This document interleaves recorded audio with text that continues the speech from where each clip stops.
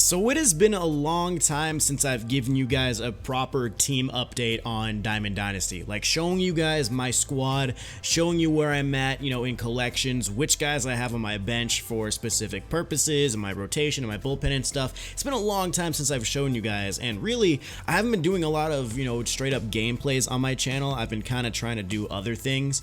So the only time you really see my ranked seasons team in action is when I'm playing ranked seasons on stream. That's pretty much it.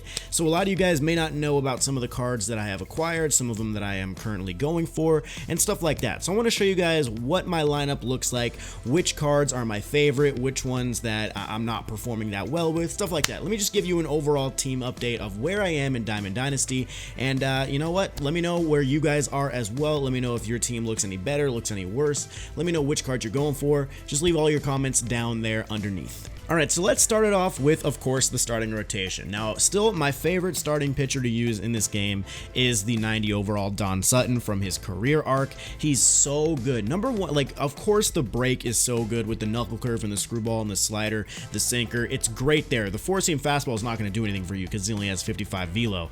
But one of the things that I think gets overlooked by a lot of people when they're looking at a pitcher's stats is the stamina. 115 stamina.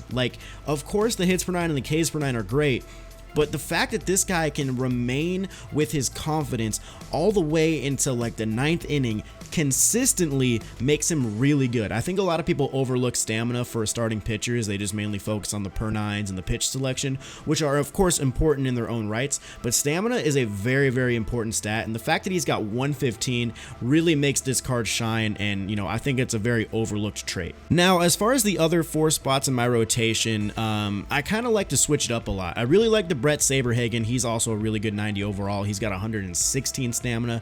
The Ks per 9 is not as great, not where I'd love it. The pitch selection is pretty basic, nothing too crazy there, so this guy will sometimes be in my lineup, sometimes not. Jack Morris, he's got that forkball, which is actually pretty good online. You can actually fool a lot of people with that. The velo and break difference is really good, so sometimes I mix those guys in.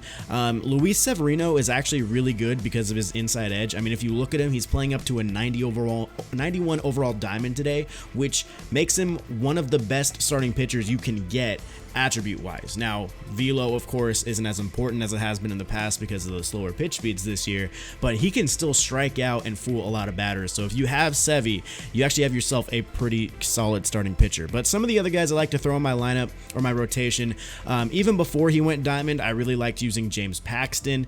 He's playing up to a 90 as well. He's got really good break with the sinker and stuff like that. I still really like the Jon Lester card. I don't know, the attributes are a little bit deceiving, especially the per 9s, but that 97 break with that sweeping curve from where he delivers the ball, he's pretty deceptive. So I do like this Jon Lester. Also, I still rock with the Cole Hamels from Conquest. Super good card. If you don't have to spend a dime to get this guy, you can just play Conquest, get all the missions done, and boom, you have yourself an 85 overall Cole Hamels, which I think is still one of the better pitchers you can get.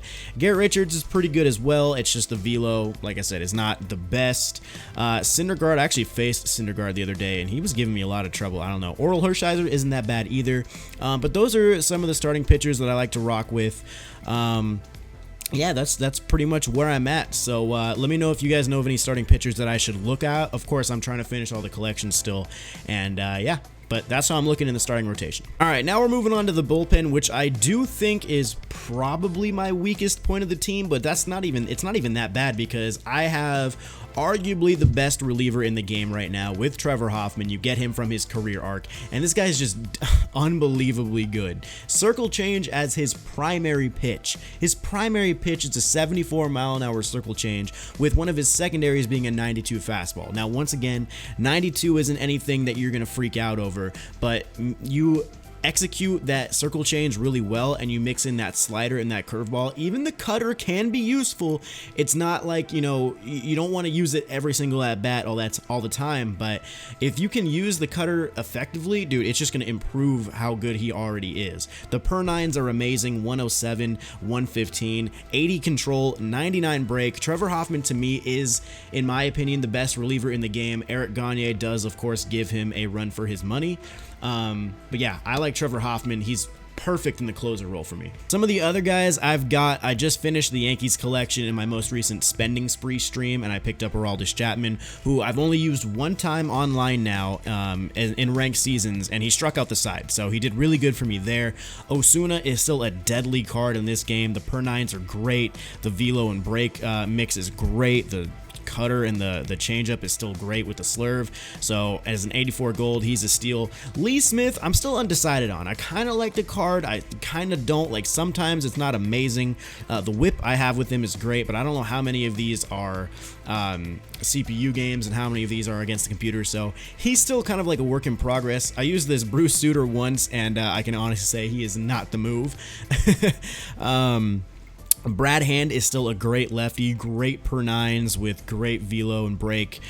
Same thing with Felipe Rivero, he's not too bad either. But Josh Hader is really one of the top guys I've been using. Those per 9s are just incredible, and he's almost always playing up on inside edge. I don't remember the last time I saw Josh Hader playing down on inside edge. So if you don't have Josh Hader, I definitely recommend buying him as soon as you can, because with the way he's been pitching, there's a possibility that at some point he's going diamond. So I would definitely buy him as a gold, so you don't have to worry about spending on it later when he actually becomes a diamond.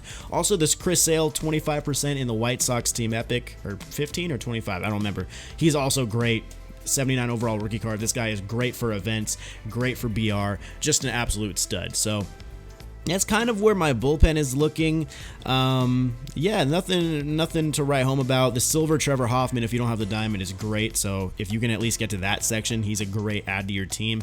And yeah, I mean, nothing else really crazy going on in my bullpen. Now it is time to get into the starting 9. So at catcher, I've been using a lot of different guys. Obviously, Gary Sanchez, for now, I would say is your best bet still at catcher, at least until he gets downgraded, because at this point with his contact and his average, that's 83, 67, that has got to go down. I think at this point, at the time I'm making this video, I'm pretty sure he's hitting under 200. He's been kind of hovering at around 200 for a while now. I'm pretty sure he's hitting in the 190s. So that contact needs to come down. When that does come down, I definitely recommend taking a look at some other hitters. You can still use Gary. The power is still going to be there.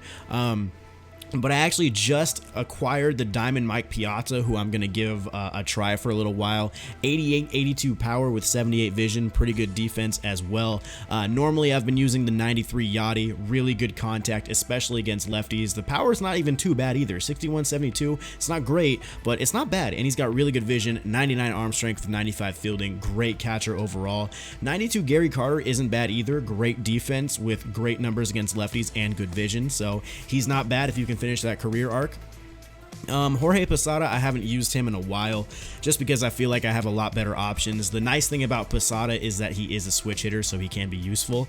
Brian McCann from the Braves collection, he's not too bad, but you know, I think there's just a lot of other good options, and he is not too bad either. He's actually a pretty decent card with 86 arm strength, but mainly the guys I'm looking at right now are Gary Sanchez, Piazza, Yachty, and Gary Carter, and I'm kind of just rotating some of these guys. The main two you're probably going to see in my squad for right now are Sanchez and Piazza.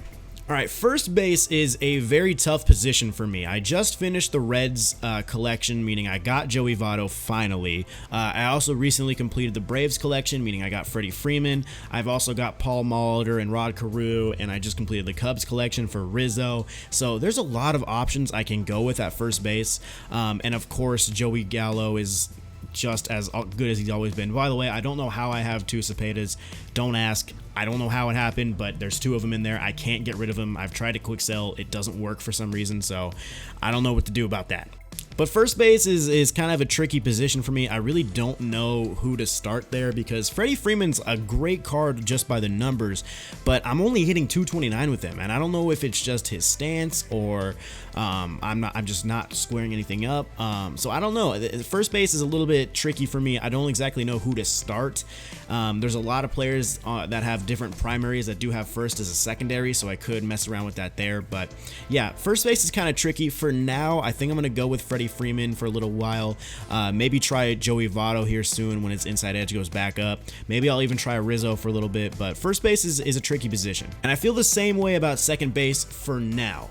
Now, reason I say for now is because I am still working on getting my created player as his second baseman up to the max overall that you can get him to, and once that happens, he's pretty much going to be my starting second baseman all year. He's that card, when you max it out and you put the equipment on it, basically becomes an immortal. So I'm not even going to really worry about second base too much for the time being. Right now, I just have Chase Utley starting here because it helps me get me lefty-righty balance. I would like to use Brian Dozier or even Brandon Phillips, but the problem is they're both righties. So I'm going to use Chase Utley for now as a lefty bat in there. Some of the other guys that you can use, I mean, Albies isn't even bad. He's really not. But yeah, as far as right now, these three diamonds are the main guys I would play there, but most of the time you're probably going to see Chase Utley with Dozier on the bench.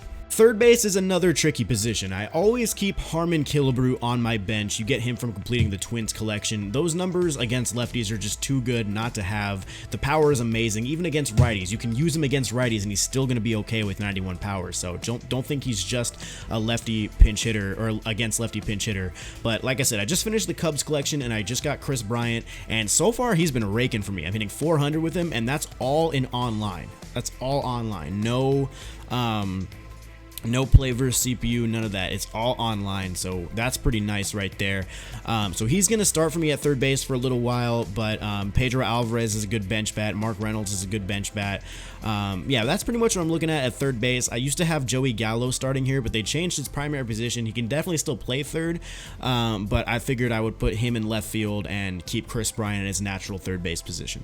Now at shortstop, if you guys have been watching my streams, you've been knowing for a while that I keep saying I need a shortstop upgrade because I've been using 88 overall Hanley, and it's a great card. Hanley's not bad at all. Great contact, especially against righties, good vision, pretty good fielding at 78, and good speed, but overall it was just time for an upgrade. He started to bat kind of low, 282, just not getting the job done. You know, I need some more offensive production out of shortstop, and thank goodness they released this new Gleyber Torres. This Gleyber Torres you can get from his program in the shortstop positional programs.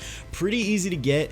The exchange for the Yankee souvenirs is going to be a little bit pricey, but pricey compared to the other positional programs. If you think about it, this guy, in my opinion, rivals Manny Machado. I'm not saying he's as good as Machado, but he rivals him in terms of being just an all-around good shortstop, and you can get him for about 10K to under 10K. Manny Machado is going to cost you 120K. So if you can just break the bank for 10K of Yankees souvenirs and do the exchange or whatever and finish up the missions for this guy, you're not going to regret it. You're basically getting a very, very similar player to Manny Machado for about 10,000 stubs. It's not that bad. But I'm loving this card so far. I've been using him against the computer and online. I'm hitting 400 with him, got some 3 home runs, so I'm really liking this Gleyber Torres. He can also play second and third too if I need it. Now moving to the outfield, I have unlocked a lot of new diamond cards lately, so the outfield becomes a little bit more tricky. JD Martinez is just so good in this game, dude. He absolutely hits missiles, so it's hard for me to leave him off of my starting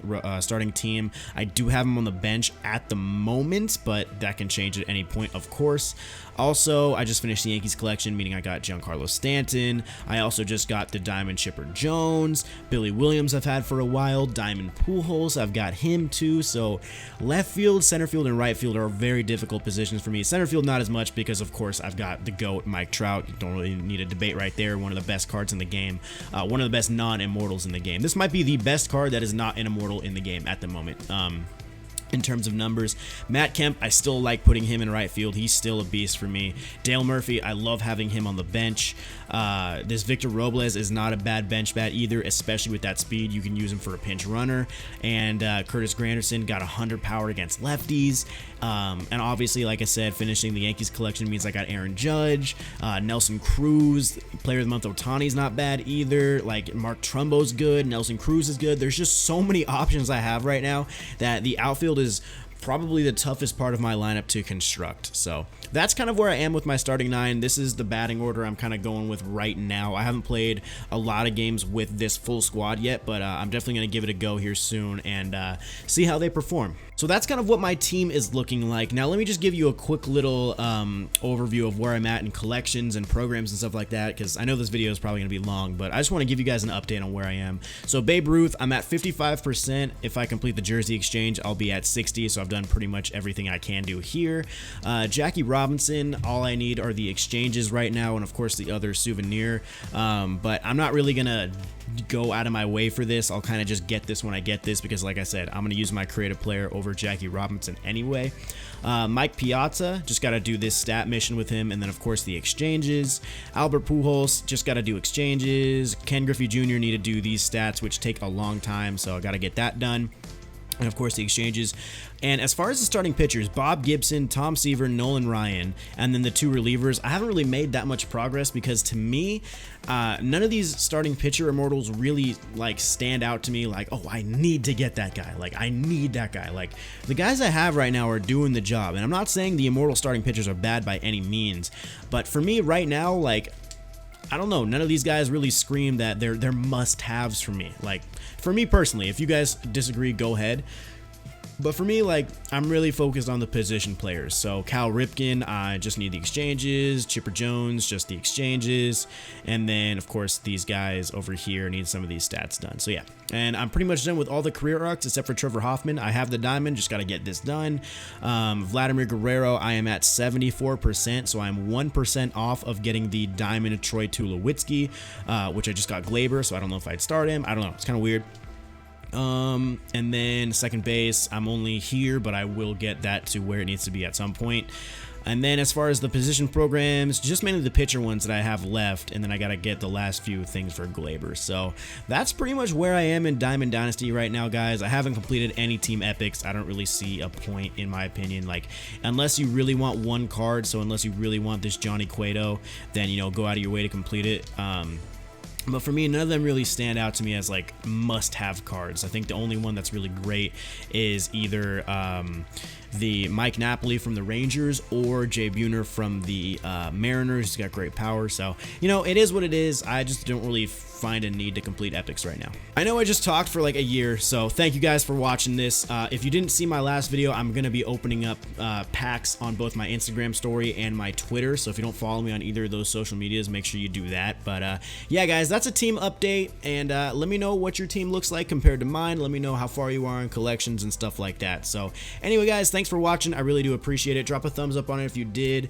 If you did enjoy it, subscribe to the channel if you're new. I'll see you in the next one. Peace.